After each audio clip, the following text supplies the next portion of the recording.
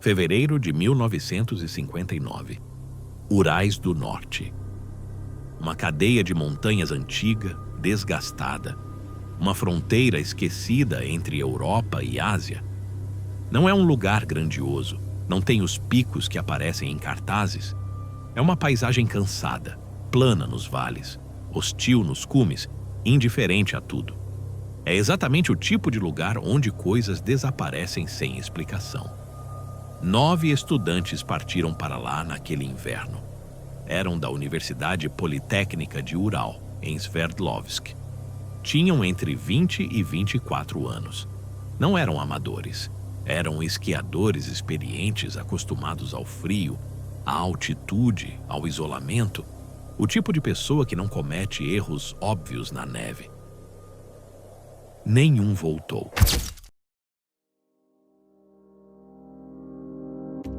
Mas antes de chegar ao que aconteceu, é preciso entender onde essas pessoas viviam. Não geograficamente, historicamente. A União Soviética estava mudando. Stalin tinha morrido havia poucos anos. Khrushchev falava em abertura, progresso, futuro. Um período que ficou conhecido como degelo. Pela primeira vez em muito tempo, parte da juventude soviética acreditava que talvez fosse possível respirar. Eles acreditavam no sistema, na ciência, na ideia de construir alguma coisa maior do que eles próprios. Ir para a montanha não era rebeldia, era quase o oposto. Era prova de capacidade, de resistência, de pertencimento. Igor Dyatlov tinha 23 anos. Já liderara outras expedições. Sabia o que estava fazendo. O destino do grupo era o Monte Otorten. Na língua mansi, o nome significa algo próximo de "não vás lá". Ninguém ligou para isso. O que se sabe com certeza é pouco. Na noite de 1º de fevereiro, o grupo montou o acampamento numa encosta do Kholat Syakhl. Outro nome, Mansi. Montanha dos Mortos. Temperaturas abaixo de 30 graus negativos. Vento forte, escuridão total. Depois disso, silêncio. Semanas depois, as equipes de busca encontraram a tenda, rasgada por dentro. Por dentro. Como se alguém tivesse precisado sair imediatamente, sem tempo para abrir o fecho, sem tempo para vestir as próprias roupas. Os corpos apareceram espalhados pela neve, alguns descalços, outros com roupas insuficientes para aquele frio. Alguns mais perto da floresta, como se tentassem fugir de alguma coisa. Não havia rastros de terceiros. Alguns morreram de hipotermia. Outros tinham fraturas violentas, costelas partidas, crânios esmagados, mas quase sem marcas externas. Os legistas compararam o impacto à força de um acidente de carro. Um dos corpos apareceu sem a língua. E então, os arquivos foram fechados. A investigação soviética durou menos de 3 meses. A conclusão oficial dizia apenas: morte causada por uma força natural desconhecida.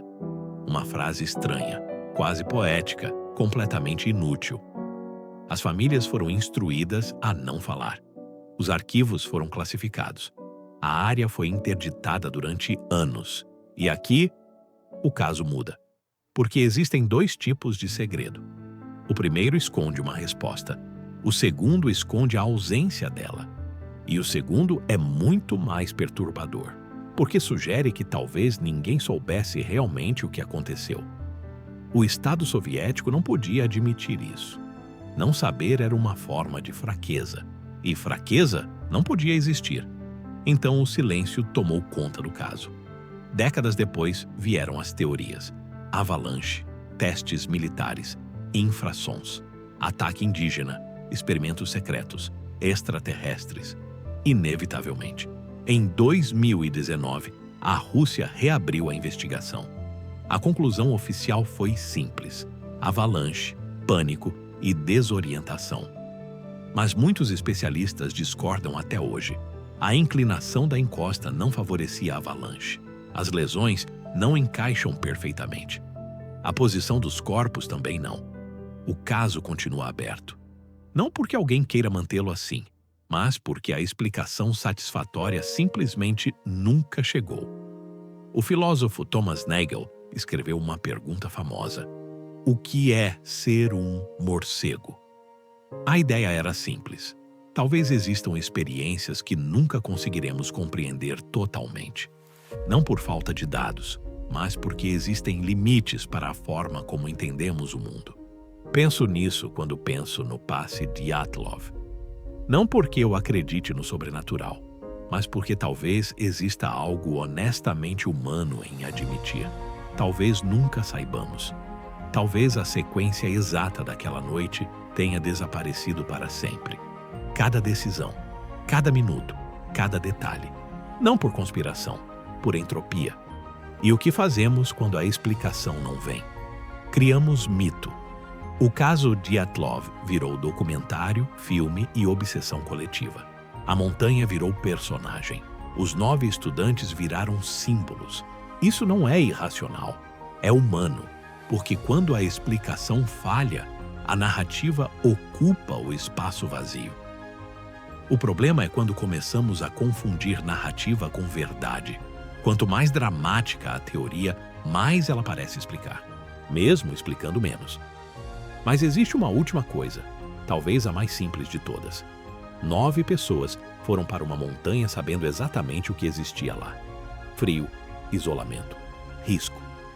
E foram na mesma. O filósofo Immanuel Kant tinha uma palavra para isso: o sublime. A experiência de estar diante de algo maior do que nós. Uma tempestade, um oceano, uma montanha.